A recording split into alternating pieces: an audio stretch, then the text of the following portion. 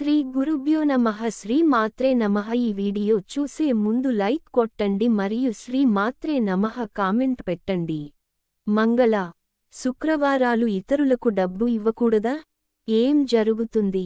మంగళ, శుక్రవారాల్లో ఇతరులకు డబ్బు ఇవ్వకూడదని అంటారు. నిజానికి మంగళవారం కుజునికి సంకేతం. కుజుడు ధరిత్రీ పుత్రుడు. కుజగ్రహం భూమి పరిమాణం కన్నా దాదాపు సగం చిన్నదిగా ఉంటుంది. భూమిపై నివసించే వారికి కుజగ్రహ ప్రభావం ఎక్కువగా ఉంటుంది. కుజుడు కలహాలకు, ప్రమాదాలకు, నష్టాలకు కారకుడు. కనుకే కుజగ్రహం ప్రభావం ఉండే మంగళవారం నాడు శుభకార్యాలను సాధారణంగా తలపెట్టరు. ఈ రోజున గోళ్లు కత్తిరించడం, క్షవరం మొదలగు పనులు చేయకూడదు. ముఖ్యంగా మంగళవారం నాడు అప్పు ఇస్తే ఆ డబ్బు తిరిగి రావడం చాలా కష్టం అంటుంటారు. మంగళవారం అప్పు తీసుకున్నట్లయితే అది అనేక బాధలకు కారణమై తీరకుండా మిగిలే ప్రమాదం ఉంది. కొందరు మంగళవారం, శుక్రవారం ఎవరికీ డబ్బు ఇవ్వరు. కొందరు బూజులు కూడా దులపరు. కొందరు పుట్టింటి నుంచి ఆడపిల్లని పంపరు. ఆడపిల్లని ఇంటి లక్ష్మీదేవిగా భావిస్తారు. అందుకే లక్ష్మీదేవి వారాలుగా పూజ చేసే ఆ 2 రోజులు డబ్బులివ్వటంగాని, అమ్మాయిని పంపటంగాని చెయ్యరు. తమ ఇంటి సిరి సంపదలు పోతాయనే నమ్మకంతో. మరి బూజులు దులపకపోవటానికి కూడా ఒక కథ చెప్తారు. శ్రీకాళహస్తీశ్వరుని కథ అందరికీ తెలిసిందే కదా. శ్రీ అంటే సాలెపురుగు, పాము, ఏనుగు శివునికి పూజలు చేసి మెప్పిస్తాయి కదూ. శ్రీ అంటే లక్ష్మి అని కూడా అర్థం ఉంది. బూజులు అంటే సాలెపురుగులు కట్టిన గూళ్ళు కదా. వాటిని తీసి ఆ స్త్రీలకి ఎందుక రోజుల్లో అపచారం చెయ్యాలని బూజులు దులపరు. ఇవి పాటించవలసిన విషయాలేనా?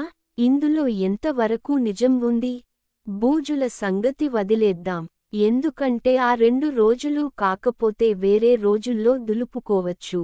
మరి డబ్బుల సంగతేమిటి? జ్యోతిష్య శాస్త్ర ప్రకారం మంగళ, శుక్రవారాలలో డబ్బులు ఇవ్వటం మంచిదా, చెడ్డదా? సంపాదించేవాడు సంపాదిస్తుంటే ఖర్చు చేసేవాళ్లు ఖర్చు చేస్తారు. కనీసం ఆ 2 రోజైలైనా ఆ సోమరితనాన్ని ఆపాలన్న ప్రయత్నము. అలాగే అమావాస్యనాడు కూడా అప్పు ఇవ్వరు. ధనాన్ని అదుపు చేయటానికి ఇది మంచి పద్ధతే అయినా మనకి గాని, ఇతరుకి గాని ఆపద సమయాల్లో ఈ నియమం పనికిరాదు. ఇలా చేయటం వల్ల మరింత ధనం పోతుంది. ఆ రోజుకి మళ్ళీ చేయించే గుణం ఉందిట. అందుకే బ్యాంక్ అకౌంటు తెరిచి డబ్బు దాచుకోదలిచారా? మంగళవారం నాడు చెయ్యండి. ఆ అకౌంటులో మళ్ళీ డబ్బు వేస్తూనే ఉంటారు. అలాగే ఎక్కువ అప్పు ఏమైనా ఉండి కొద్దిగా తీరుద్దామనుకున్నారా? మంగళవారం నాడు తీర్చండి. తొందరలోనే మళ్ళీ ఆ అప్పు తీర్చగలుగుతారు. త్వరలో రుణ విముక్తులవుతారు. ప్రాంతాల వారీగా కూడా ఈ నమ్మకాలు మారుతూ ఉంటాయి. కొందరు మంగళ, శుక్రవారాలు పాటించినట్లు నిజామాబాదు వైపు కొందరు బుధవారం నాడు, విశాఖపట్టణం వారు గురువారం నాడు డబ్బు ఇవ్వరు. అంటే వారు ఆ రోజుల్లో లక్ష్మీ పూజ చేస్తారు.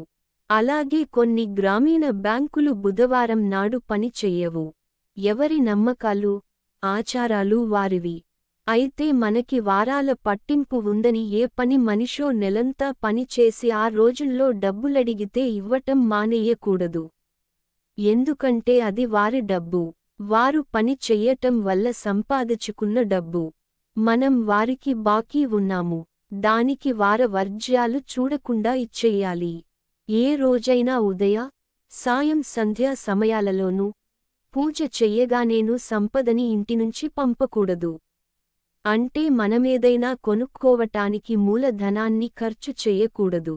కాని కష్టపడ్డవారికి డబ్బు ఇవ్వటానికి సంశయించకూడదు. అందుకే ఏదీ గుడ్డిగా నమ్మక సమయానుకూలంగా డబ్బుని ఎప్పుడు ఏ సమయంలో దేనికి వినియోగించాలో అలా వినియోగించాలి. ఆ ఆలోచన ఉంటే ఆర్థిక ఇబ్బందులే ఉండవు కదా.